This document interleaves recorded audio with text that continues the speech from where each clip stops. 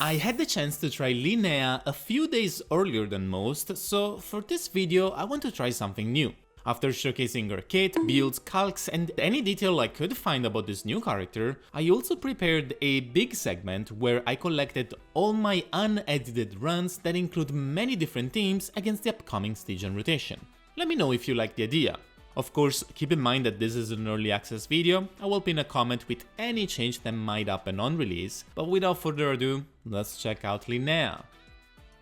We have a 5-star bow geo unit that, well, does very many things. She has solid off-field damage, nuke potential, she's a healer, shreds geo resistance, has some buffs and is a moon sign character, meaning she activates and buffs lunar crystallites. She's not going to be the strongest off-fielder, nor the strongest healer, buffer or debuffer, but the value is being able to do all of them and decently well. Plus, she's placing herself as the best option for one of the strongest teams already in the game, which is now going to be even stronger. Let's see how exactly.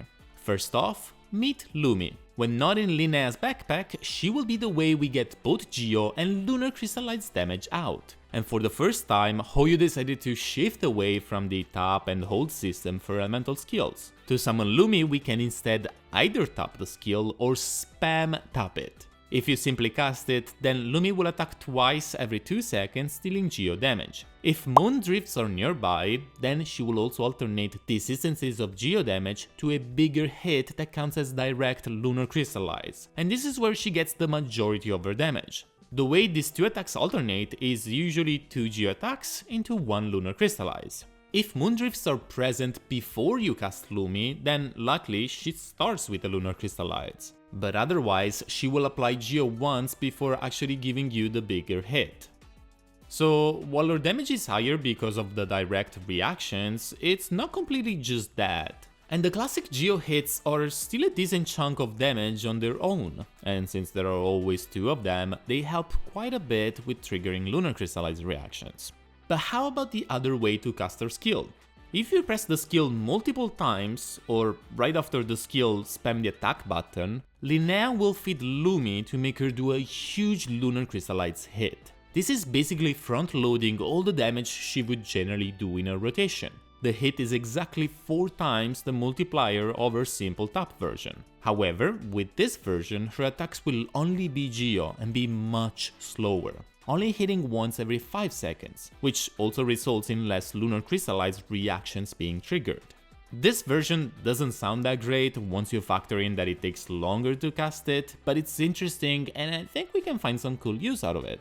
The early access server for me has very high ping, and for example, if I ever needed to wait for energy, I definitely had the time to cast it. It's also particularly useful when a stage or boss is about to end, or when there are good buffs that Linnea gets to enjoy only when she is on field. Even applying less Geo could be useful sometimes. But for now, and generally, I would stick to her tap version, while keeping an eye out for the multi-tap one. Moving on, we can check her burst. Linnea will heal the entire party based on her defense and then further on the active character. On a double defense main stat build and a decently leveled up burst, you can expect around 7000 HP back for the entire team, and then around 1.4 for the active character every second for 12 seconds in total. But that's not all. The burst also summons Lumi like a tap skill if she's not there already.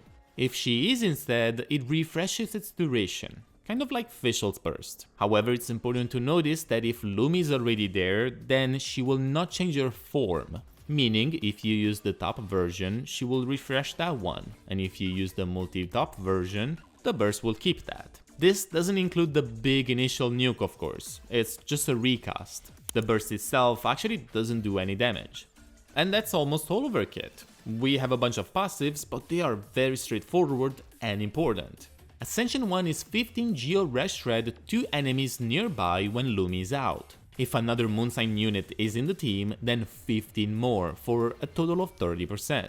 Ascension 4 is instead an Elemental Mastery buff based on 5% over defense, but with a condition. If the active unit is a Moonsign character, then that character's EM increases. If not instead, Linnea's own Elemental Mastery increases. This results in at least about 100 YM, but of course it can be more. Again, this is only for one character, either the active one if it's a moon sign one, or to Linnea.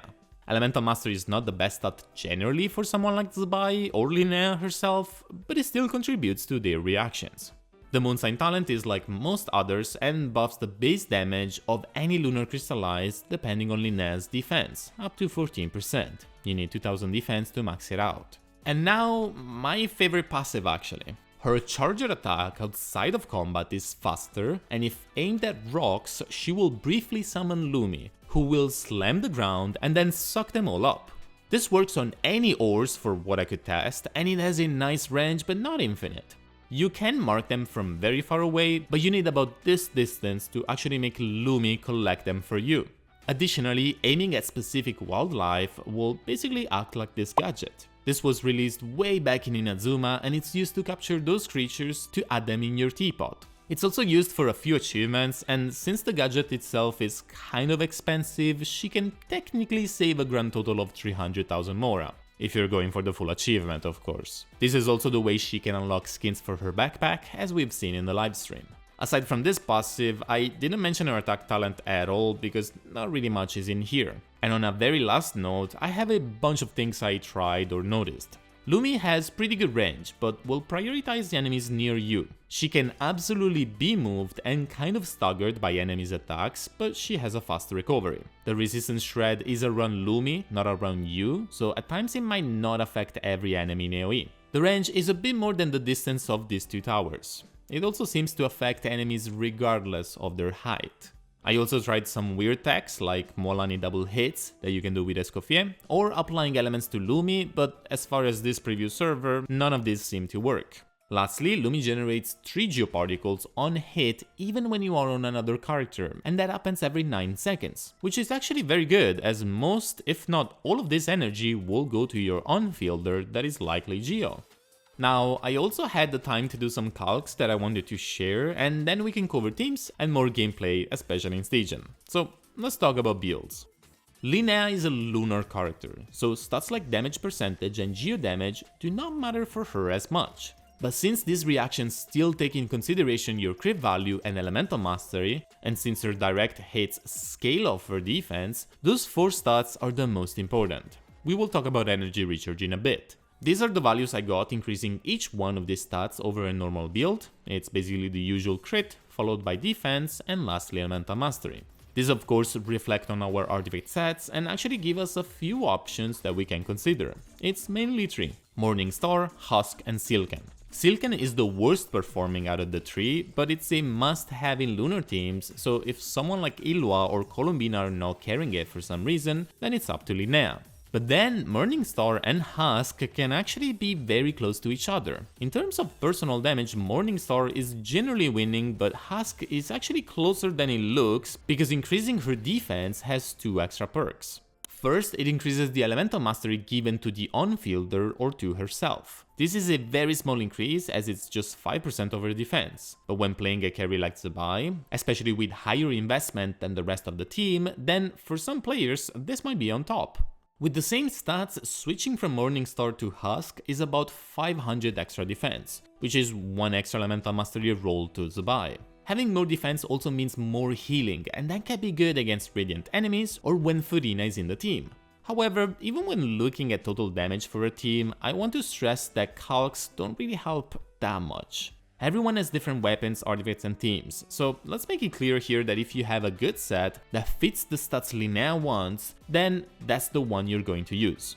And regarding weapons, a lunar defense scaler actually doesn't care much about any of these bows because the only stats she cares about are defense, crit and elemental mastery.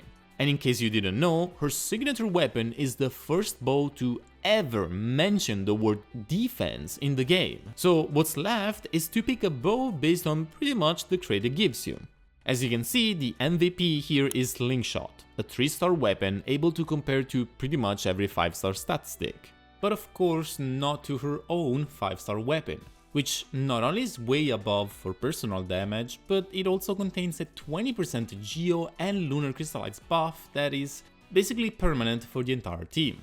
Now, two arguments are important to cover here. First is that crit rate weapons like Slingshot might cause your crit rate to be a bit too high because she also has a crit rate ascension stat.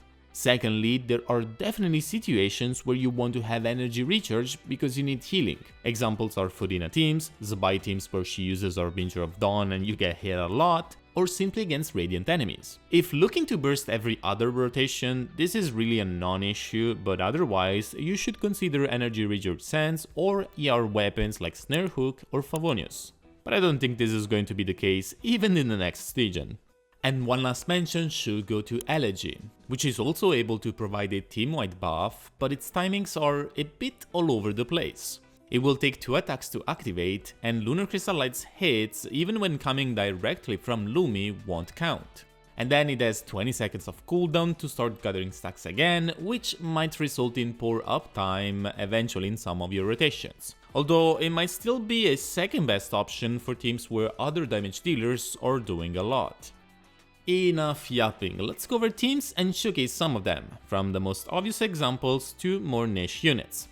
With the release of Linnea, we will have a total of 7 lunar characters that are able to activate the new reactions. They can form 3 cores that are going to be the best way to both play the reaction and their carry. Linnea is first off, obviously the upgrade to previous Zibai teams. And she was already strong to begin with, but now has more Geo Red Shred, a bit of Elemental Mastery, off-field damage, heals, and more Lunar Crystallites buffs. Remember that this passive is not like random lunar reaction damage. This is a totally different multiplier and applies to pretty much all of Zibai's damage. However, the 4th slot is not necessarily that straightforward. You would think about Illuga, but that makes a team with 4 Moonsign characters, which has the downside of losing this resonance effect. Now, the alternative is often Gorou, and he doesn't have that much defense that would translate to lunar damage, but he also has quite decent buffs that end up being competitive to a low constellation Illuga. From my testing, a C6 Gorou and a C2 Illuga were not that far off from each other. For the Hydra slot, I would argue that Colombina might still be the pull that makes the most sense, but for Zibai, in theory, it's a close call between Bina and Linnea. But let's move to something more niche. With Geo Resonance and Linnea in a team, we are looking at a whopping 50% Geo Resistance Shred, and that's something other Geo characters are interested in. Generally, this would still resolve into a Lunar Crystallites team, as using a Geo on-fielder with such a reaction not only gives us another source of damage, but also makes on-fielders that constantly apply Geo trigger the reaction more often. When playing a single Hydra unit, the amount of Geo we can apply and still get a reaction is limited, even with Colombina, but this opens up for the possibility of going for 2 Hydra units. And here we can see a nice synergy coming out of this trio. It's not perfect, since Furina and Bina's buffs kind of collide, but a Geo on-fielder that is not Zibai is at least going to enjoy both. So Navia, Itto, and even Noelle and Ningguang can absolutely show up in these teams. They have the option to use the Not Cry DPS set, they have a decent time managing their energy, and are still buffed by the entire team. If you're someone that plays these characters, mains them, or simply likes them a lot, this might be the best team to place them in and still let them quote-unquote carry. Again, there will be a bunch of showcases for all of this at the end. One last note is that while Linnea's healing is definitely enough to cover Furina and build Funfair, it is not enough to stay at full HP all the time, which is relevant for radiant enemies. Now let's explore one last idea. Linnea is able to front-load her Lunar Crystallites direct damage with her multi-tap skill, even in a team that does not have any Hydra. A Nefer team technically does have a Hydra, but because of the constant danger up, you will not actually have Hydra on the enemy very often, and that means Geo reactions will not happen. But in a sense, Linnea doesn't care that much, and when you think about the fact that we usually use the last slot of a Nefer team either to survive or to further buff our Elemental Mastery, then suddenly Linnea doesn't sound like a bad idea. She can carry a meaningful set, give us some minor damage, and translate her defense to Elemental Mastery to Nefer. Is this an upgrade over other options? It depends. In terms of straight damage, this is not beating Sucrose if played well, but compared to Nahida or Cookie, honestly it might be. However, this is just an idea that we can take into consideration, as there might be similar scenarios to check. Of course, I wouldn't recommend pulling Linnea for a character like Nefer. But looking back at the Geo units we have, Linnea is a fantastic addition that is going to bring up teams that we previously didn't play as much, and is going to put them closer to today's standards. And that's a very nice thing. And for people that play Zibai, if you're going for Linnea, congratulations on the big upgrade. Now, to continue the conversation about teams, I will showcase all my runs that include Linnea against the upcoming Stygian rotation. Keep in mind that while the artifact quality for this is good, there are no crown talents on the account, and I am playing on 300 ping, so while I did multiple takes for each, take the examples just as a showcase and nothing more. There won't be more voiceover, so please do let me know in the comment section if you like this idea and if you want to see it in future early access videos as well. Like and sub if you found this video useful, and enjoy the showcases.